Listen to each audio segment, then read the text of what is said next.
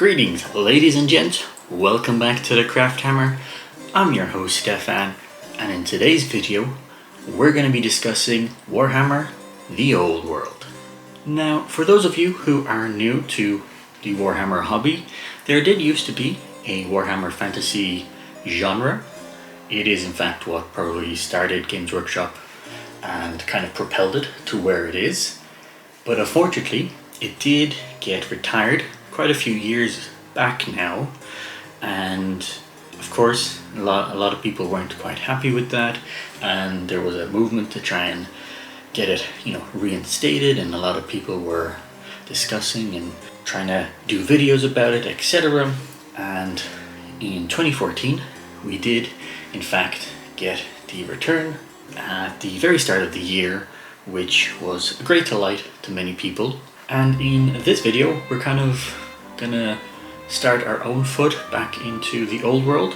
I'll start off with a quick little story of my experience with Warhammer Fantasy, and now what we're going to be doing in the future, and discussing our current plans for making a few more videos, and of course building up our own force for the old world.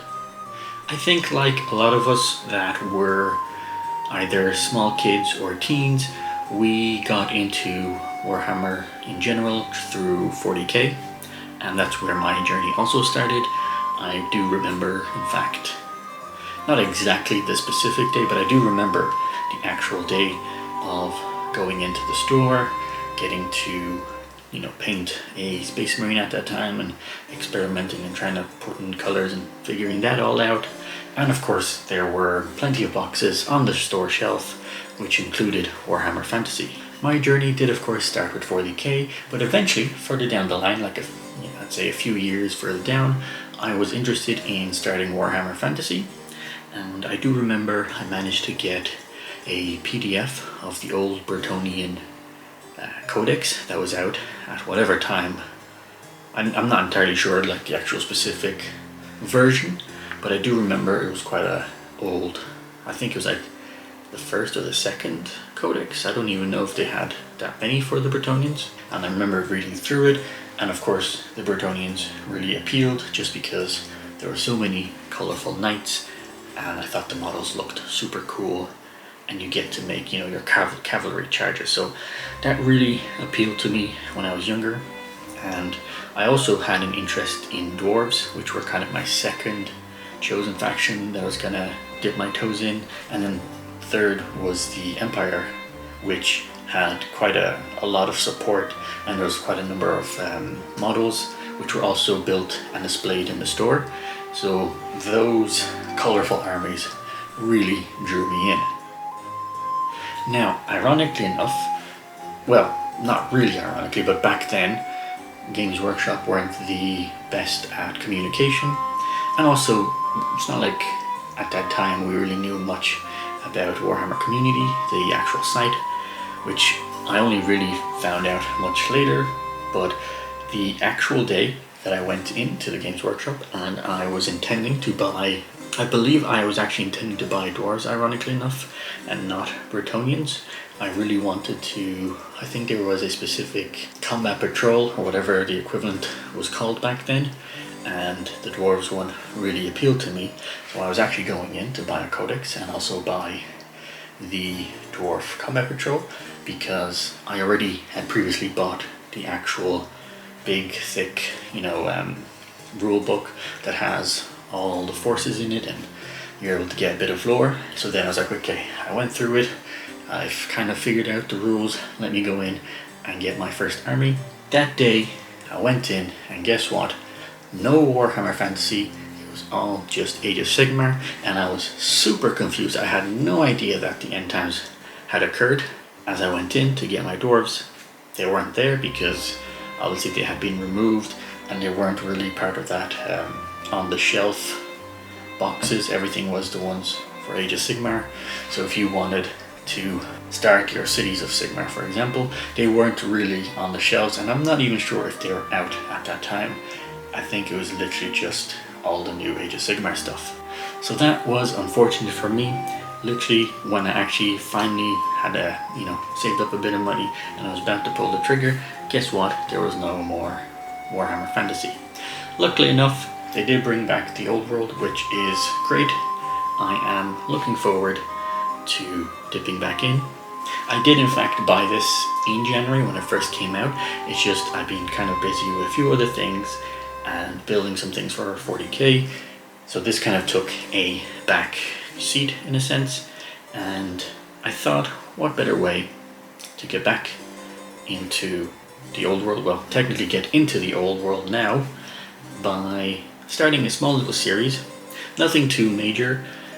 I think I just want to kind of put myself in a situation where I'm trying to hold myself accountable so that I can make some videos by building and painting what's contained in here, and then eventually go to my first game.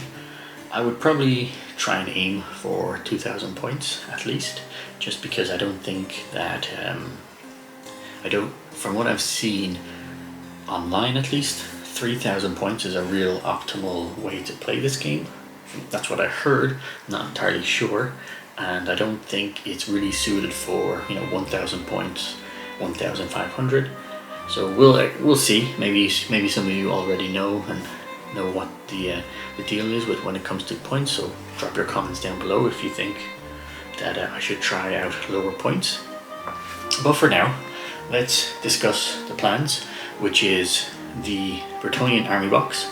I do in fact have 2 of these, just because I tested out on the app, the new recruit app, to see how many points one of these boxes was, and I figured out that if I can just get 2, I have a pretty well-rounded army with close enough to 2,000 points, and after this I will probably get 1 or 2 more units, and I think one of the damsels, and that should roughly be this army kind of finished. It's not that they have such a huge range when it comes to Bretonnias at least. So I think it's one of those things where it's similar to maybe like the Custodes, where I don't have to have that many different variations. Now of course the spears and the archers, there's going to be a lot of those individual units to actually build and paint, but I think I should be able to get through them fairly quickly. So we have 2 of these boxes. I'm pretty good at batch painting.